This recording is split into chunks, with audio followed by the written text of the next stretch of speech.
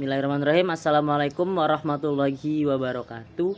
Sebelumnya izinkan saya perkenalkan diri. Nama saya Putra Khairullah, NPM 207555054, jurusan Ekonomi dan Bisnis, program studi akuntansi perpajakan. Pada kesempatan kali ini, di video ini saya akan menjelaskan tata tertib mahasiswa Politeknik Negeri Lampung yang akan melaksanakan kegiatan PKL. Adapun kegiatan tata tertib tersebut ada 4 yang harus dipatuhi oleh mahasiswa Politeknik Negeri Lampung saat akan melaksanakan PKL.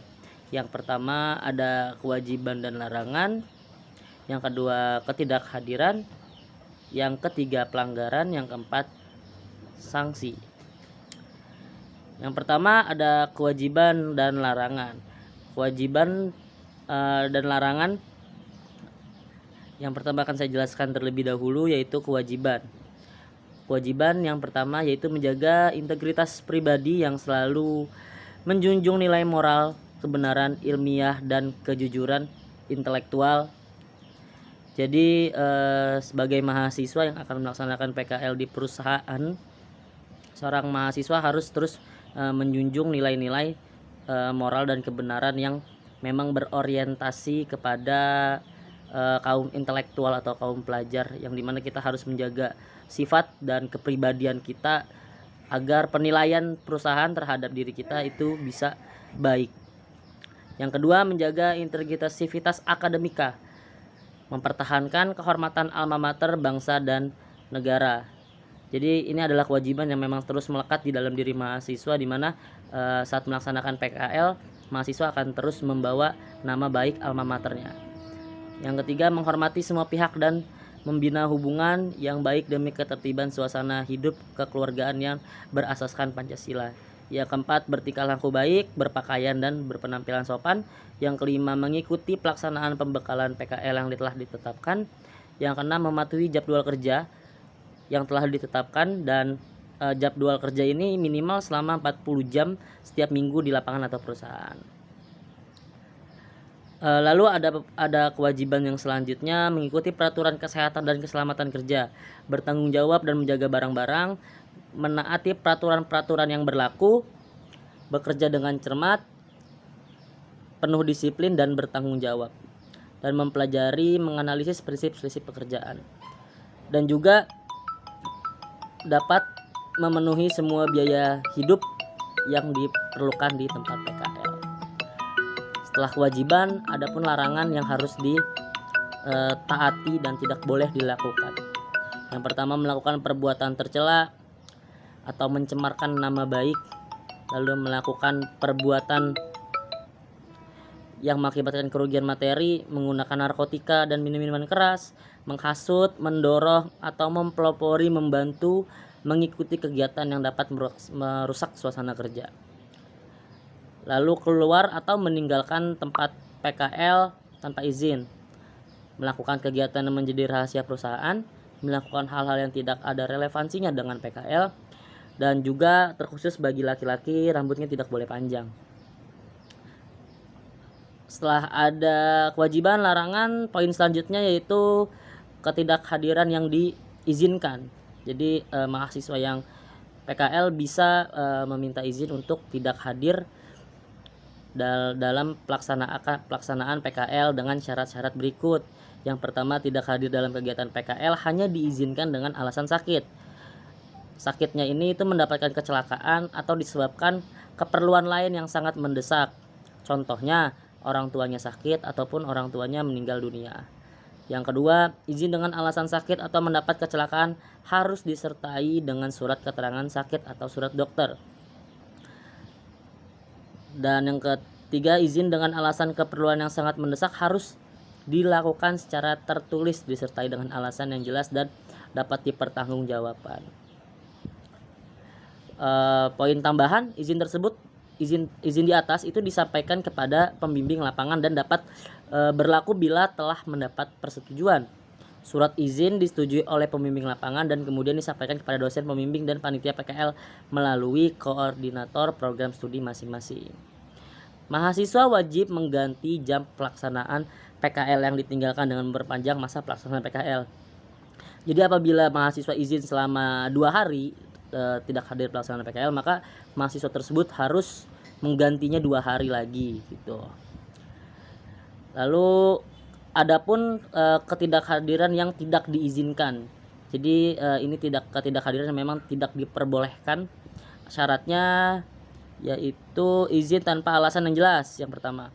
Yang kedua, ketidakhadiran seperti pada butir 1 tersebut di atas dikategorikan tidak hadir. Jadi kalau izinnya tanpa alasan, nah jadi tidak otomatis dianggap tidak hadir dalam pelaksanaan PKL. Yang ketiga, tidak hadir sebanyak-banyaknya 24 jam atau 3 hari kerja selama pelaksanaan PKL. Yang keempat, mahasiswa wajib mengganti jam pelaksanaan PKL yang ditinggalkan dengan memperpanjang masa pelaksanaan PKL. Yang kelima, jumlah jam ketidakhadiran yang diizinkan dan tidak diizinkan sebanyak-banyaknya 160 jam atau 20 hari kerja ataupun 4 pekan selama PKL dilaksanakan. Di sini pada poin selanjutnya kita akan membahas pelanggaran. Pelanggaran dibagi menjadi 3 pelanggaran, yaitu ada pelanggaran ringan, pelanggaran sedang, dan pelanggaran berat. Pelanggaran ringan itu tidak mematuhi jadwal kerja lapangan yang telah ditentukan dan tidak bertanggung jawab atau tidak disiplin atas pekerjaan yang harus diselesaikan, tidak membuat laporan berkala atau pekerjaan yang telah dilakukan. Yang terakhir, terhadap tindak pelanggaran ringan dapat teguran, yaitu berupa lisan. Jadi untuk pelanggaran ringan yang telah saya sampaikan tadi, ini sanksinya adalah teguran secara lisan. Lalu kategori yang kedua ada pelanggaran sedang. Ada 6 poin dari pelanggaran sedang ini. Yang pertama, tidak mengikuti peraturan kesehatan dan keselamatan kerja. Kedua, tidak mentaati peraturan yang berlaku di perusahaan atau instansi. Yang ketiga, meninggalkan lokasi PKL tanpa izin sebanyak 3 hari kerja. Yang keempat, melakukan hal-hal yang tidak relevansi dengan kegiatan PKL. Yang kelima, telah 3 kali menerima teguran lisan dari pembimbing lapangan. Jadi pada poin kelima ini, kalau sudah 3 kali melakukan pelanggaran secara ringan dan sudah diberikan teguran lisan sebanyak 3 kali, maka pelanggaran selanjutnya akan masuk kategori pelanggaran sedang. Yang keenam, mendapat teguran lisan keempat dan kelima, teguran tertulis pertama dan kedua. Poin ketiga dari pelanggaran ini adalah pelanggaran yang berat. Yang pertama, hal-hal yang tidak termasuk dalam pelanggaran ringan dan pelanggaran sedang masuk ke dalam kategori pelanggaran berat. Yang kedua, telah 3 kali menerima teguran tertulis. Yang ketiga, terhadap tindakan pelanggaran berat dapat dikenakan sanksi, digugurkan PKL yang sedang diikuti ataupun yang telah diikuti. Sanksi-sanksinya yaitu berupa 1. Sanksi terhadap pelanggaran ringan berupa teguran lisan. Sanksi terhadap pelanggaran sedang berupa teguran tertulis oleh pembimbing lapangan atau dosen pembimbing. Lalu sanksi terhadap pelanggaran berat dikeluarkan oleh Direktur Politeknik Negeri Lampung atas laporan bukti-bukti yang disampaikan oleh tutor maupun oleh dosen. Dan semua sanksi yang telah diberikan dicatat dalam buku data pribadi mahasiswa yang merupakan arsip kedisiplinan. Baik, poin selanjutnya yang akan saya jelaskan yaitu prosedur pelaksanaan PKL dimulai dari persiapan. Nah, di persiapan di awal ini kegiatan utama yang dilakukan mahasiswa adalah menentukan lokasi PKL mahasiswa. Lalu meminta ketua program studi memverifikasi kelayakan lokasi PKL yang diajukan oleh mahasiswa. Setelah ketua program studi dan juga program studi bertanggung jawab dalam penempatan lokasi PKL. Perencanaan kegiatan PKL-nya, mahasiswa mengisi perencanaan kegiatan PKL di laman e-PKL setelah verifikasi penerimaan dari lokasi PKL oleh ketua prodi. Mahasiswa mengisi perencanaan kegiatan di PKL, mengacu pada capaian pembelajaran yang ada di buku panduan. Lalu dosen pembimbing memverifikasi perencanaan kegiatan PKL mahasiswa di laman e-PKL. Perencanaan kegiatan PKL yang selanjutnya ada perencanaan kegiatan PKL yang dikonsultasikan kepada pembimbing lapang ketika tiba di lokasi PKL. Lalu peserta PKL menerima masukan atau perubahan terkait dengan rencana PKL dari pembimbing lapang. Lalu perencanaan kegiatan PKL salah satu unsur penilaian oleh dosen pembimbing. Ya, tadi prosedur dalam pelaksanaan PKL. Adapun prosedur kepulangan prosedur kepulangannya yaitu sebelum menyelesaikan kegiatan PKL di lokasi atau sebelum kepulangan mahasiswa harus mengunduh dan mencetak antara lain surat penarikan dan memberikan surat penarikan ini ke perusahaan atau pembimbing lapang. Lalu yang kedua, daftar nilai pembimbing lapang di menu berkas PKL, lalu rekapan kehadiran, rekapan jurnal harian, dan kesediaan penerimaan PKL di tahun depan.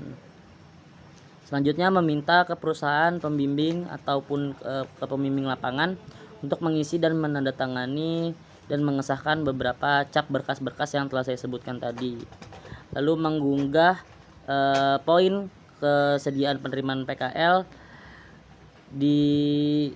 jika telah diunggah nilai akhir tidak terbaca di akun prodi, dan juga memberikan berkas-berkas tersebut dan form ujian ke depan dosen pembimbing pada saat ujian PKL. Jadi sebelum mahasiswa meninggalkan lokasi PKL, mahasiswa wajib memenuhi berkas-berkas kepulangannya dan juga mengurusi berkas-berkas untuk ujian seperti nilai pembimbing, jurnal harian, dan juga absensi kehadiran.